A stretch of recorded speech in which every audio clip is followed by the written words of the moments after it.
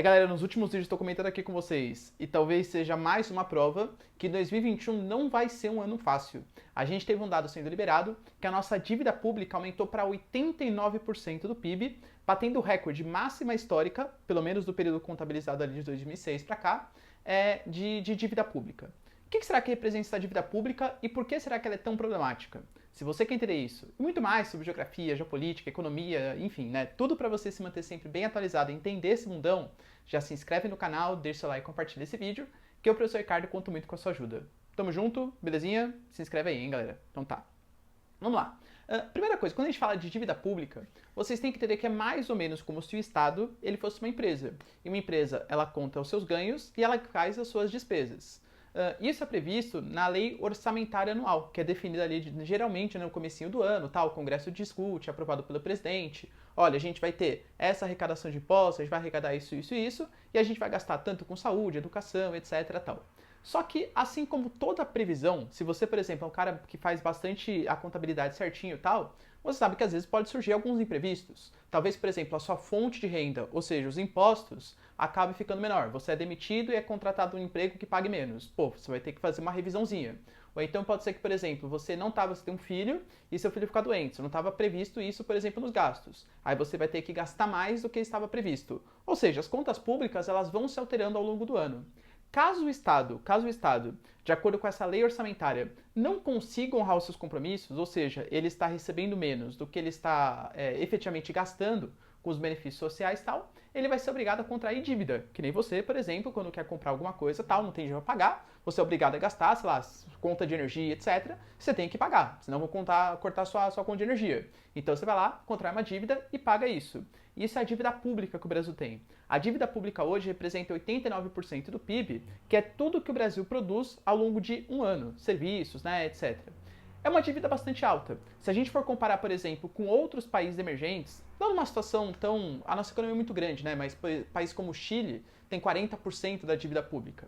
E essa dívida ela aumentou bastante, principalmente, claro, por conta da pandemia. A gente teve o projeto, por exemplo, do auxílio emergencial, o programa de renda, o programa de manutenção do emprego. Não que tenha sido aquela beleza para a sociedade, a gente sabe disso, né? O desemprego está bem alto, a média salarial caiu, mas o governo teve que gastar bastante.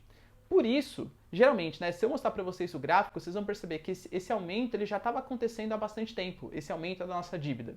Por isso que foi criado, e nesse vídeo não vou discutir se é certo ou não, tá? Porque tem pontos positivos e pontos negativos, o tal da a lei do teto dos gastos, que congela os gastos públicos em 20 anos. Ou seja, não é que, não pode mais investir em educação, não pode mais aumentar investimento em saúde, não é isso.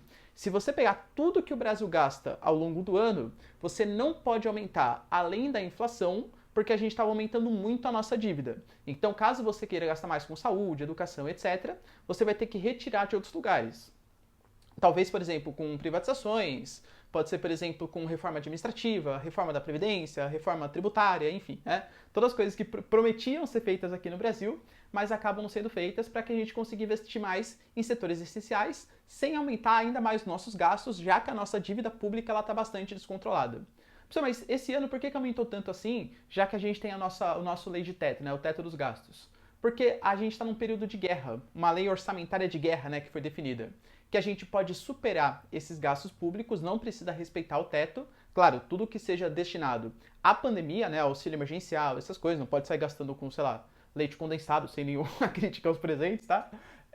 Mas tudo não pode sair desse teto, senão seria até inclusive uma lei de irresponsabilidade fiscal, que pode ser um crime de responsabilidade previsto, por exemplo, para processo de impeachment. Mas não foi isso que aconteceu, tá? Porque tudo que foi gasto a mais, que aumentou a nossa dívida, estava previsto nessa lei orçamentária de guerra. Por que isso é tão prejudicial? Vocês têm que entender, galera, primeira coisa, ó, dentro do capitalismo, estar endividado não é um problema. O problema é você não ter dinheiro para conseguir pagar essa dívida. Professor, como assim? Não faz sentido? Claro que faz. Por exemplo, o país hoje que tem a maior dívida do mundo chama-se Estados Unidos. Galera, vamos fazer uma comparação. Quem vocês acham que tem mais dívida? Um morador de rua ou o Luciano Huck? Obviamente é o Luciano Huck. Por quê? Porque como ele participa mais ativamente do mercado mundial, ele, sei lá, vai comprar um apartamento. Possivelmente ele não vai comprar à vista, ele vai fazer um parcelamento ali. Quando você parcela, você está se endividando. você vai construir um grande empreendimento, fazer tipo, ele era investidor do Madeiro, por exemplo, né? Não sei se, acho que já saiu da parceria. Investidor do Madeiro. Ele provavelmente não vai pagar à vista. Ele vai fazer um financiamento no banco, como ele é muito rico, taxas baixíssimas, longo prazo para conseguir pagar, mas um financiamento nada mais é do que uma dívida. Só porque ele está endividado, quer dizer então que o Luciano Huck agora está quebrado. O cara está pedindo dinheiro e tal. Não, óbvio que não, tá? É a mesma coisa no caso dos países. Geralmente, países mais endividados são países que participam mais do comércio mundial. É natural você se endividar dentro do processo capitalista. O problema é que se a dívida começa a fugir do controle, como por exemplo é o caso do brasileiro. Uma série de agências de investimento estrangeiras, elas utilizam um dos medidores, além da confiabilidade política, a corrupção, etc., é a dívida pública que aquele país tem, para fazer uma notinha. A notinha do Brasil ela tende a cair, já que o Brasil, muito endividado, possivelmente não vai conseguir honrar suas dívidas. Ou para conseguir pagar suas dívidas, vai ter que rolar a dívida. Então, por exemplo, eu estou devendo 80 bilhões para uma pessoa.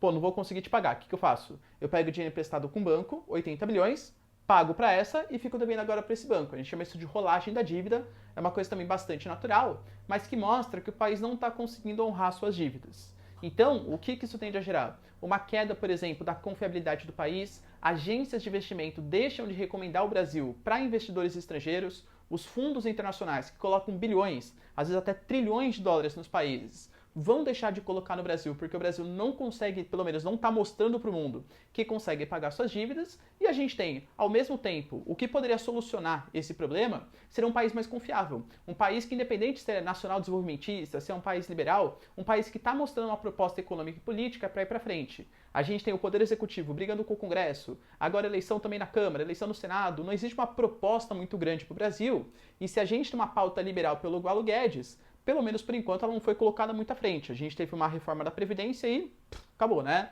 Não teve grandes planos de privatização. Então o Brasil parece meio estagnado, parece meio paradão, ao mesmo tempo que aumenta a nossa dívida. Caso a pandemia persista por ainda mais tempo, há um problema ainda maior. Por quê? Existe a possibilidade, que já foi aventada aí pelos corredores, né, do nosso Palácio do Planalto, de uma prorrogação do auxílio emergencial. E esse auxílio emergencial pode comprometer ainda mais as contas públicas, já que vai estar em orçamento de guerra, vai sair dessa lei do teto. Então pode aumentar ainda mais a nossa dívida pública, gerando ainda mais desconfiança. Claro, pessoal, então você é contra esse auxílio emergencial? Por favor, né? A economia tem que servir a sociedade, não a sociedade servir a economia. Só que a gente deveria, ao mesmo tempo em que está criando o auxílio emergencial, a gente deveria estar fazendo alguma coisa para incentivar a economia. Posso dar uma dica para vocês? Carga tributária, carga tributária. A carga tributária é o principal agregado econômico brasileiro. Então abaixe esse imposto no consumo, aumenta um pouco esse imposto na renda, baixe imposto no serviço para contratar mais, gerar mais emprego, fazer a economia circular mais. Hoje os nossos impostos, eles dificultam a contratação, eles dificultam a mão de obra formal, eles dificultam o consumismo e isso trava a nossa economia. Talvez uma queda de juros associado a uma redução, por exemplo, dos impostos, seria uma solução para a nossa economia. Belezinha, pessoal? Deu para entender? E você? Finge aí que você é o Paulo Guedes agora. Deixa nos comentários, quero saber a sua opinião. Como que a gente faz para solucionar essa crise da dívida pública? Galera, se vocês curtiram o vídeo, já deixa seu like, se inscreve no canal. E é isso aí. Beijos, abraços e tchau!